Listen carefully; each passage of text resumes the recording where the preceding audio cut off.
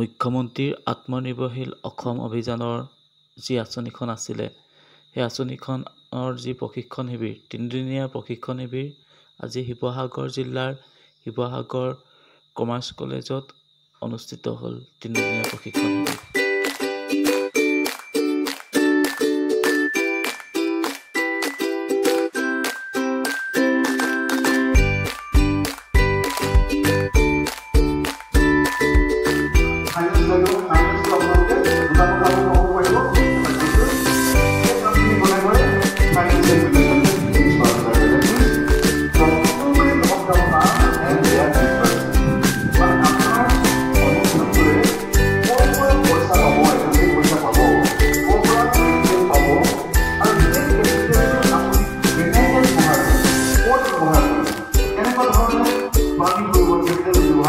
Planning was so